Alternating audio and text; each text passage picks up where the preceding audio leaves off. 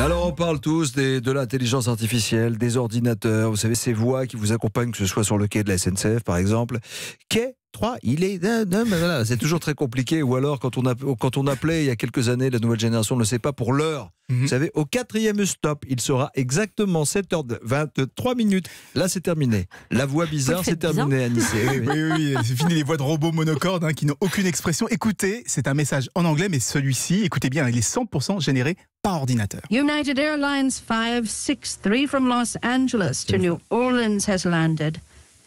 Oui. C'est bien une voix de synthèse, c'est-à-dire qu'on a tapé un message et la machine le répète. Du coup, on peut même changer de style et avoir quelque chose d'un peu plus grave. United Airlines 563 from Los Angeles to New Orleans has landed. C'est bluffant quand même. Ah oui, vraiment. C'est un ordinateur, c'est une technique qui a été mise au point par des chercheurs de Google et on peut comme ça changer la voix et ça nous change du classique, comme vous disiez tout à l'heure. United Airlines 563 from Los Angeles to New Orleans has landed. Là, on a un peu plus l'habitude. Oui.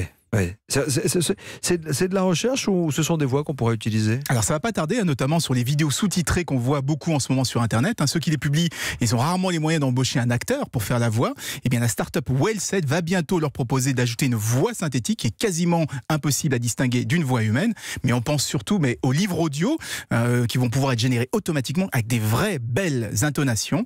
Il y a aujourd'hui des banques d'images, il y a des banques de sons, et bien bientôt il y aura aussi des banques de voix générées par ordinateur, mais jamais aussi belle que notre Céline Dacosta. Oui, et puis c'est bien qu'il y ait des comédiens encore qui enregistrent oui, non, mais la vraie histoire, c'est qu'on pourra aussi faire parler des morts. C'est-à-dire qu'utiliser la voix, remonter la voix de des personnes handicapés qui ont des problèmes pour parler, on pourrait régénérer leur voix avec des expressions. Ce qui manque aujourd'hui, on a des voix. Stephen Hawking, dont on se souvient, qui avait une voix très robotisée. On pourra avoir une vraie voix normale.